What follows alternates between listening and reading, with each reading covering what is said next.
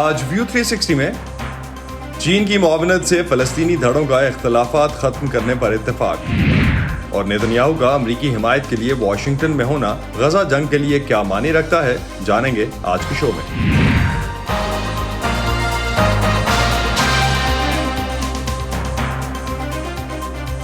Voice of America کے Washington studios میں آپ سب کو خوش آمدید۔ آپ دیکھ رہے ہیں پروگرام ویو 360 اور میں ہوں اسد اللہ خالد۔ گزشتہ سال اکتوبر تک غزہ پر حماس کی حکومت تھی۔ 2006 میں حماس نے فلسطینیوں کے ایک دوسرے بڑے مزاحمتی گروہ فتح کو انتخابات میں شکست دی۔ چونکہ فلسطینی اتھارٹی کی اصل طاقت فتح ہے، غزہ میں اس شکست کے بعد فلسطینی اتھارٹی مغربی کنارے تک محدود ہو کر رہ گئی۔ امریکہ اور یورپی یونین حماس کو ایک دہشت گرد تنظیم قرار دے چکے ہیں۔ ماضی میں فلسطینی دھڑوں کو اکٹھا کرنے کی مختلف کوششیں ناکام ہوتی رہی ہیں، لیکن کل چین کے تعاون سے حماس اور فتح سمیت فلسطینیوں کے 14 مختلف گروپس نے اپنے اختلافات ختم کرنے پر اتفاق کیا ہے۔ جب فلسطینی گروہ بیجنگ میں مذاکرات کر رہے تھے، تقریباً اسی وقت اسرائیلی وزیر اعظم نیتنیاہو امریکی حمایت کو یقینی بنانے کے لیے واشنگٹن پہنچے۔ آج کے پروگرام میں ہم اسی پیش رفت کا جائزہ لیں گے اور جاننے کی کوشش کریں گے کہ کس حد تک فلسطینیوں کے نمائندے متحد ہو کر اپنی جنگ زدہ عوام کے لیے کچھ کر پائیں گے۔ کیا مستقبل میں چین مشرق وسطیٰ میں زیادہ متحرک ہوگا، اور کیا نیتنیاہو امریکہ سے ملنے والی مسلسل حمایت کو یقینی بنانے میں کامیاب ہوں گے؟ فلسطینی عسکریت پسند گروہ حماس اور فتح سمیت کئی دیگر دھڑوں نے چین کی ثالثی میں اپنے اختلافات ختم کر کے فلسطین کے لیے ایک قومی عبوری اتحاد پر مبنی حکومت بنانے پر اتفاق کیا ہے۔ چین کے سرکاری ٹی وی کے مطابق 21 سے 23 جولائی تک ہونے والے اجلاس کے بعد 14 دھڑوں نے ایک معاہدے پر دستخط کیے ہیں، جسے چینی حکومت بیجنگ اعلامیہ کا نام دے رہی ہے۔ خبر رساں ادارے رائٹرز کے مطابق چین کے سرکاری ذرائع ابلاغ کا کہنا ہے کہ گزشتہ 3 روز کے دوران فلسطینیوں کے مختلف گروہوں کے درمیان بیجنگ میں مذاکرات ہوئے، جس میں حماس کے سینئر رہنما موسیٰ ابو مرزوق اور الفتح گروپ کے رہنما محمود العول سمیت دیگر 12 فلسطینی دھڑوں کے نمائندوں نے شرکت کی۔ منگل کو ایک اختتامی تقریب کے دوران فری کین نے ایک معاہدے پر دستخط کیے ہیں۔ چینی وزیر خارجہ کے مطابق منگل کو ہونے والے مذاکراتی عمل میں مصر، الجیریا اور روس کے سفیر بھی موجود تھے۔ عوامی جمہوریہ چین فلسطینیوں، بچوں، خواتین اور مردوں کے دلوں اور ذہنوں میں ایک خاص مقام رکھتا ہے۔ عوامی جمہوریہ چین نے ان تمام برسوں میں فلسطینی جدوجہد کی حمایت کی ہے اور اپنا کردار ادا کرتا آیا ہے۔ اس وقت غزہ کا انتظام حماس کے پاس ہے، جبکہ اسرائیل کے زیر قبضہ مغربی کنارے میں الفتح کا محدود کنٹرول ہے، جو فلسطینی اتھارٹی کی ریڑھ کی ہڈی سمجھی جاتی ہے۔ اپنے خطاب میں فتح کے رہنما نے چین کے کردار کو سراہا۔ ہم قومی اتحاد کے لیے ایک معاہدے پر دستخط کر رہے ہیں، جس میں کہا گیا ہے کہ یہ راستہ اپنانے کا مقصد قومی اتحاد ہے، اور اسی لیے ہم اپنے قومی اتحاد پر قائم ہیں۔ ہم متحد ہونے پر زور دیتے ہیں اور ہم قومی یکجہتی کو متاثر نہیں ہونے دیں گے۔ ہمارے پیارے بھائیوں اور دوستوں، یہ ایک تاریخی لمحہ ہے۔ ہم خدا سے دعا گو ہیں کہ وہ یہ مقصد حاصل کرنے میں ہمارا مددگار ہو، جس کے لیے ہم نے دستخط کیے ہیں۔ ماضی میں حماس اور الفتح کے درمیان 17 سال سے جاری اقتدار کی تقسیم کو ختم کرنے کے لیے مفاہمت کی کوششیں ناکام رہی ہیں، جس نے فلسطینیوں کی سیاسی جدوجہد کو متاثر کیا ہے۔ اسرائیل نے اس معاہدے کو مسترد کر دیا ہے۔ اور امریکی محکمہ خارجہ نے حماس اور فتح کی جانب سے اس مشترکہ اتحاد اور عبوری حکومت بنانے کے معاہدے کو مسترد کیا ہے۔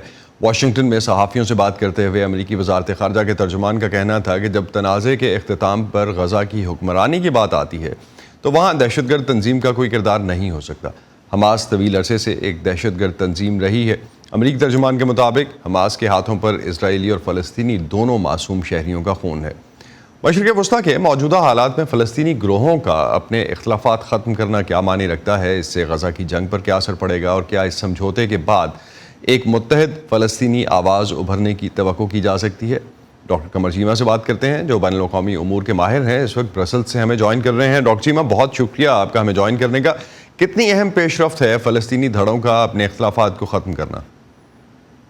जी बहुत शुक्रिया। देखिए जी, एक इम्पॉर्टेंट डेवलपमेंट है और इस वक़्त इम्पॉर्टेंट डेवलपमेंट है जब चाइना को इन्वॉल्व किया गया है इस डिप्लोमैटिक एक्टिविटी के अंदर, और ये दूसरी दफ़ा है कि चाइना मिडल ईस्टर्न मामलात में इंगेज हो रहा है। पहले सऊदी अरब और ईरान के दरमियान जो रिप्रोचमा करवाया गया वो भी, और अभी ये। और इसके अलावा ये इसलिए भी इम्पॉर्टेंट है कि अमेरिका और उसके जो इत्तेहादी हैं वो पिछले 1 साल से कोई सॉल्यूशन नहीं निकाल सके इस इशू का, और ऐसे लग रहा था कि ना अरब ममालिक को इस सॉल्यूशन निकाल सके हैं, तो उनको किसी न किसी मीडिएटर की ज़रूरत थी। और फ़लस्तीनी भी किसी हद तक थक गए थे। एक तो वो लड़ के भी थक गए हैं क्योंकि 2007 से ऑलमोस्ट ये जो हमास की और फतह के जो मसाइल थे वो चल रहे थे, और अभी आके उनको किसी मीडिएटर की ज़रूरत थी, कोई ऐसा मीडिएटर जिसके कोई ख़ास अपने पॉलिटिकल जो इंटरेस्ट या डिप्लोमेटिक इंटरेस्ट डायरेक्ट फ़लस्तीन के हवाले से ना हो। तो मेरा ख्याल है उस सिलसिले में चीन की जो इन्वॉल्वमेंट है उसको उन्होंने बेहतर समझा। तो फ़लस्तीनी गिरोहों के इकट्ठा होने से गजा जंग पर कोई फ़र्क पड़ेगा? देखिए ये मुश्किल है कि फ़र्क पड़े, क्योंकि चीन अपने कंफर्ट जोन से बाहर नहीं निकलेगा।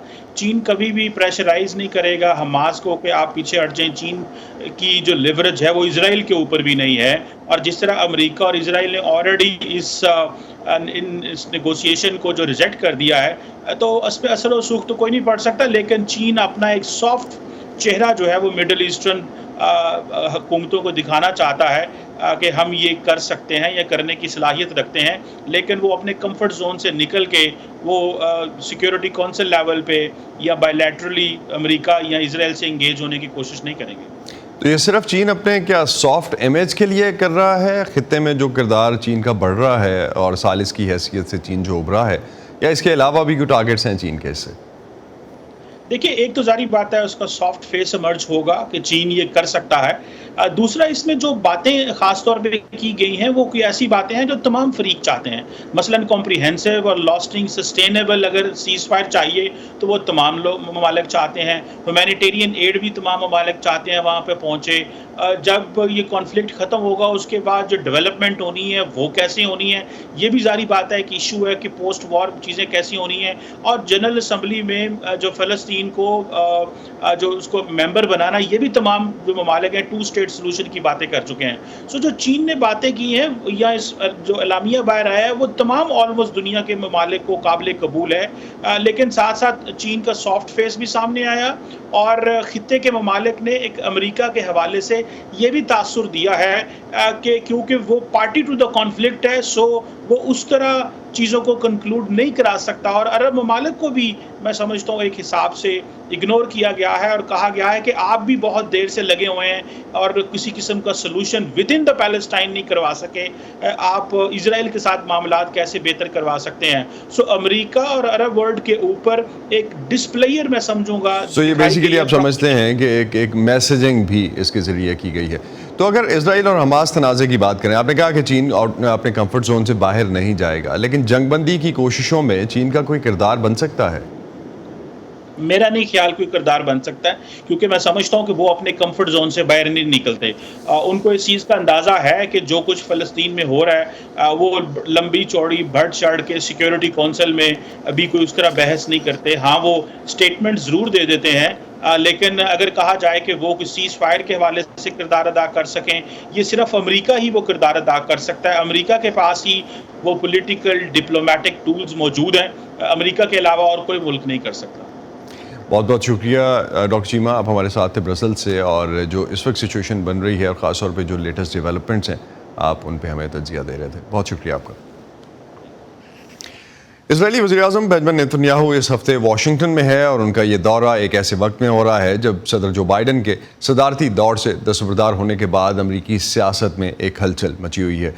सदर बाइडन इजराइल की गजा में जंगी हिकमत अमली पर नेतन्याहू से नाला हैं। वॉइस ऑफ अमेरिका की इस रिपोर्ट में जायज़ा लिया गया है कि इस दौरे का अमरीका इजराइल ताल्लुकात पर क्या कोई असर पड़ेगा। मशरकी खान यूनिस में इसराइली हमलों में पीर को दर्जनों अफराद हलाक हुए, और इसराइल की जानिब से इनखला के अहकामात के बाद मजीद सैकड़ों अफराद ने राह फरार इख्तियार की। ये वो मंजर है जो नेतन्याहू पीछे छोड़कर एक और मैदान जंग के सफ़र पर रवाना हुए, जो सियासी है और जिसका ताल्लुक अमेरिका में सदर जो बाइडन के इंतखाबात न लड़ने के फैसले के बाद सदारती मुहिम में पैदा होने वाली हलचल से हुआ है।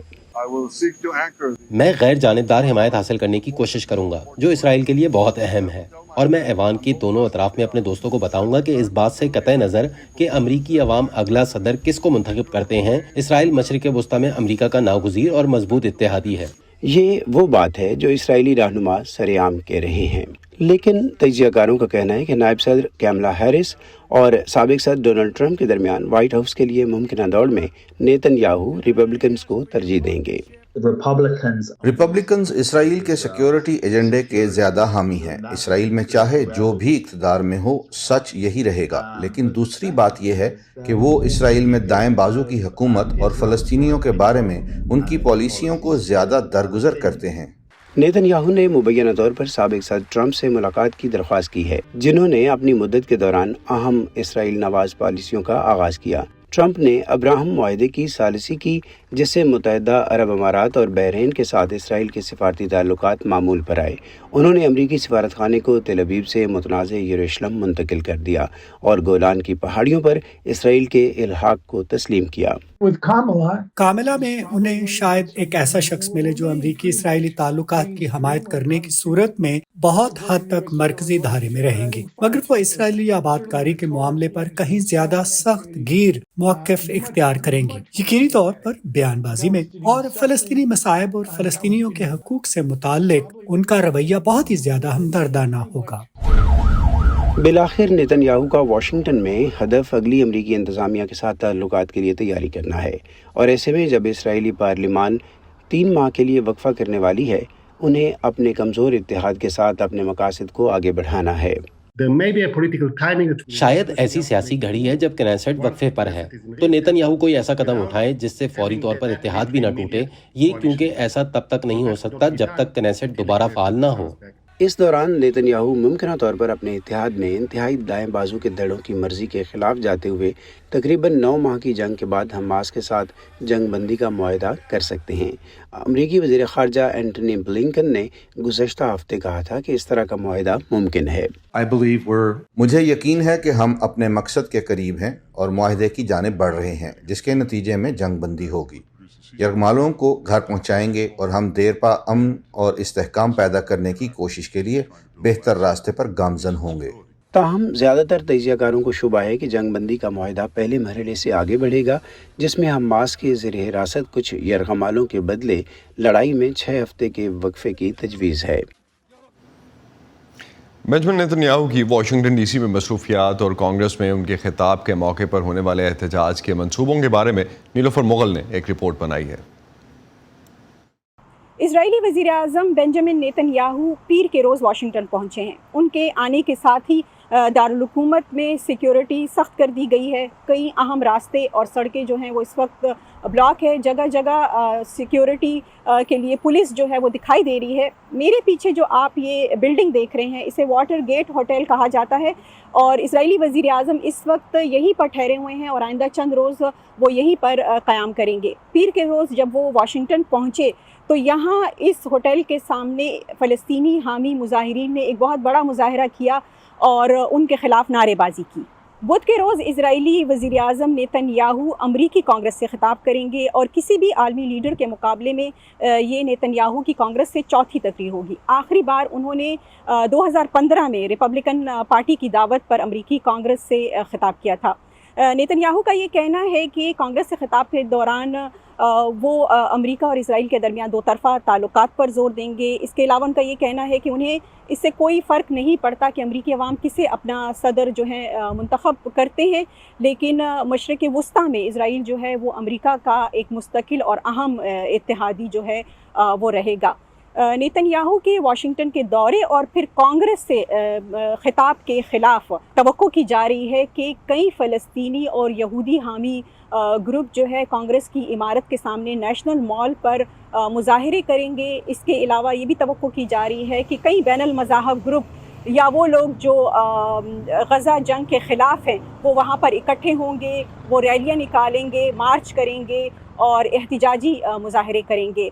ये भी कहा जा रहा है कि दर्जनों कानून साज जो हैं वो नेतन्याहू की तकरीर का बायकॉट करेंगे। जुमेरात के रोज़ वज़ीर आज़म नेतन्याहू वाइट हाउस में सदर बाइडन से मुलाकात करेंगे। तवक्को की जा रही है कि इस मुलाकात में मिडल ईस्ट में अमन व अमान की जो बिगड़ती सूरत हाल है उस पर बात की जाएगी। इसके अलावा ये भी कहा जा रहा है कि नेतन्याहू वाइस प्रेसिडेंट कामला हैरिस से भी वाइट हाउस में मुलाकात करेंगे। ये अभी तक वाज़ेह नहीं है कि नेतन्याहू साबिक सदर डोनाल्ड ट्रंप से मुलाकात करेंगे या नहीं। तज्ज़ियाकारों का या एक्सपर्ट्स का ये कहना है कि इजरायली वज़ीर आज़म नेतन्याहू का दौरा अमरीका इसराइल हमास जंगबंदी जो डील है उसके लिए अहम साबित हो सकता है।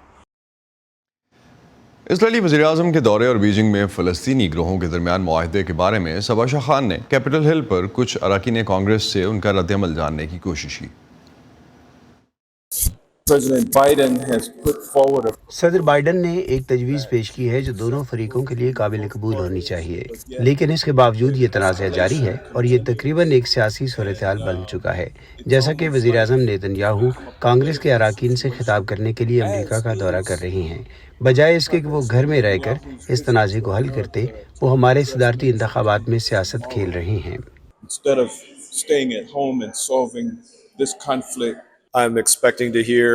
मैं उम्मीद करता हूँ कि कल सच बोला जाएगा कि गजा और इसराइल के दरमियान हो क्या रहा है, ना कि वो जहालत जिस पर बहुत से लोग यकीन किए बैठे हैं, जो हमास और उसकी हलीफ जमातों की जानिब से फैलाई जा रही है। फलस्तीन की हेल्थ अथॉरिटी और अनरा की जानिब से बताया जा रहा है ये तंजीमें बराह रास्त उस दहशतगर्द ग्रुप की शराकतदार हैं। As it relates to China, we know that they have their own agenda. जैसा कि इसका ताल्लुक चीन से है, हम जानते हैं कि इनका अपना एजेंडा है। मैं जिस चीज़ पर तवज्जो मरकूज कर सकता हूँ वो ये कि अमेरिका ने आगे बढ़ने का रास्ता निकालने के लिए अरब ममालिक के साथ मुज़ाकरात में क्या क़यादत की है। चीन को करने दें, ये बेकार है, लेकिन हम ये भी जानते हैं कि वो अमन का दोस्त नहीं रहा है और इसलिए हमें उसके बारे में बिल्कुल वाज़ेह होना चाहिए और इस बात पर तवज्जो मरकूज करनी चाहिए कि हम बतौर अमेरिका क्या कर सकते हैं। और मुझे उम्मीद है कि वज़ीर आज़म नेतन्याहू वाशिंगटन में अपना वक्त पुरअमन नताइज के हसूल पर मरकूज कर रहे हैं, जो फ़लस्तीनियों और इसराइलियों दोनों के बेहतर मुस्तकबिल के लिए होगा। मैं अमन की उम्मीद रखता हूँ। मेरी उम्र 55 बरस है। मैंने आज तक मशरक़ वस्ता में अमन नहीं देखा, मगर मुझे उम्मीद है कि आने वाली नस्लें बिलाखिर ये काबिल हसूल अहम अमल देखेंगी। इसके लिए इसराइल, अमेरिका और दीगर कई ममालिक में नई क़यादत की ज़रूरत है। मेरी उम्मीद और तवक्को है कि हम ये कर सकते हैं। मेरे अंदाजे में फ़लस्तीनियों को अपनी रियासत में अमन, सिक्योरिटी, हक़ खुद इरादियत हासिल है। इसी तरह तहफ़्फ़ुज़ और सिक्योरिटी इसराइलियों का भी हक है। इसके लिए बैनुल-अक़वामी सतह पर इक़दामात की ज़रूरत है। हमें हर उस मुल्क के साथ काम करने की ज़रूरत है जो ऐसा चाहता है।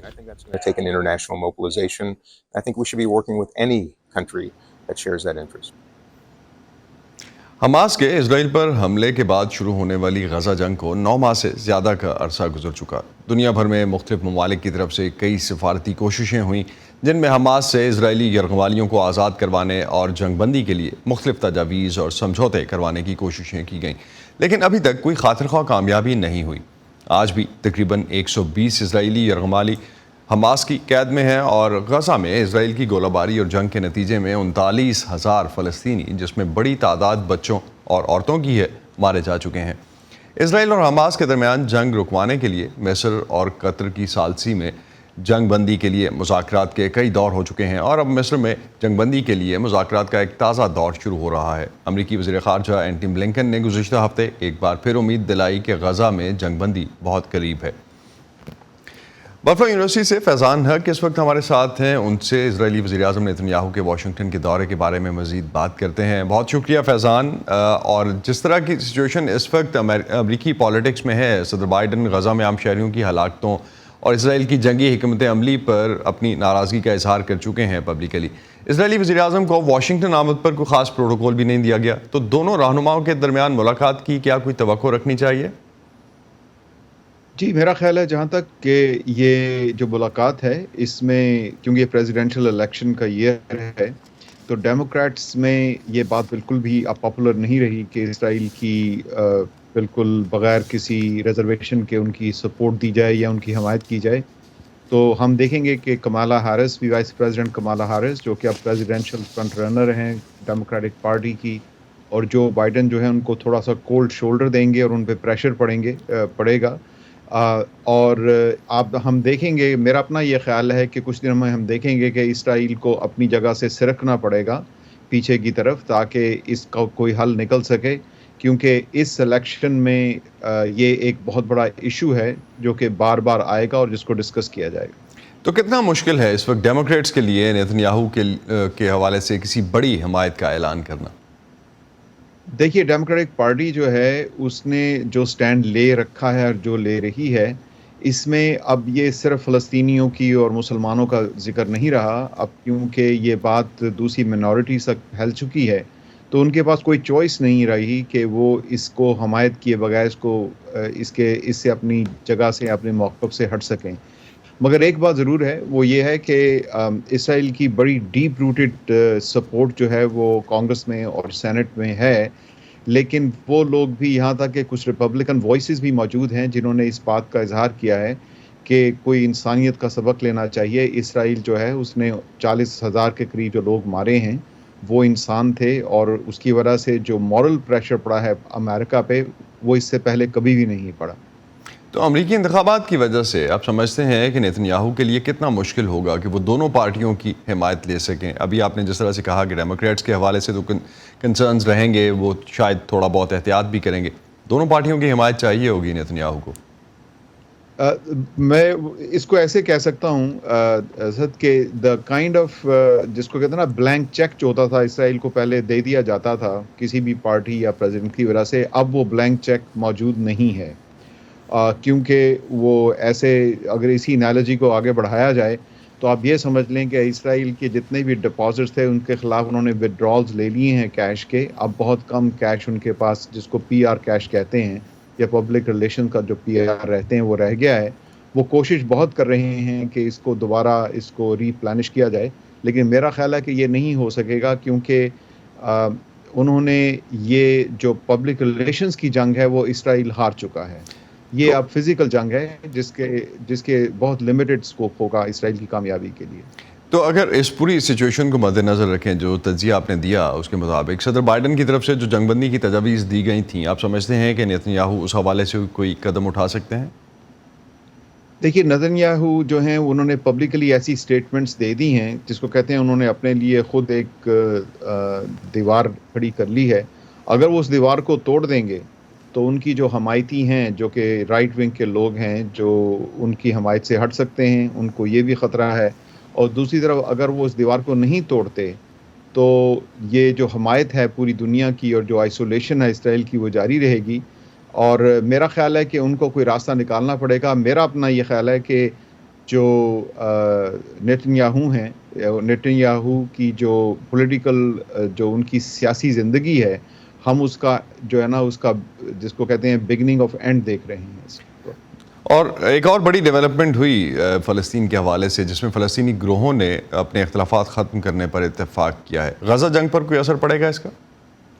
جی یقیناً پڑے گا, کیونکہ اس وقت یہ جو حماس اور الفتح میں یا حماس اور جو پولیٹیکل اتھارٹی ہے اس کے درمیان جو دیوار تھی جو کہ سمجھا جاتا تھا کہ یہ دو الگ الگ شے ہیں, لیکن اتنا پریشر پڑا ہے ان کو انٹرنلی کہ ان کو بھی حرکت میں آنا پڑا ہے.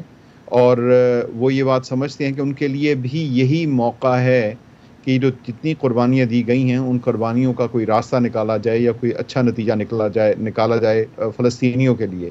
کیونکہ فلسطینی جو ہیں وہ اعتماد کھو رہے ہیں اپنی لیڈرشپ پر, خاص کر وہ لیڈرشپ جس نے اسرائیل کے ساتھ مل کر کام کرنے کی کوشش کی ہے. ان کے لیے سیاسی جگہ جس کو کہتے ہیں وہ بہت کم رہ گئی ہے.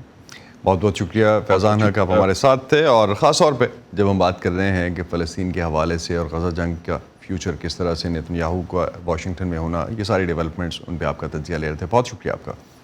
بہت شکریہ, تھینک یو. اسی پہ ختم کرتے ہیں آج کا ویو 360. Stay safe. اور پاکستان اور خطے بھر کی خبریں جاننے کے لیے آپ آ سکتے ہیں urduvoa.com پر, اور اس کے علاوہ ہمارے سوشل میڈیمز پر بھی آپ کو یہ ساری خبریں ملیں گی. اب تک کے لیے اتنا ہی. اسد اللہ خالد کو اجازت دیجیے. خدا حافظ.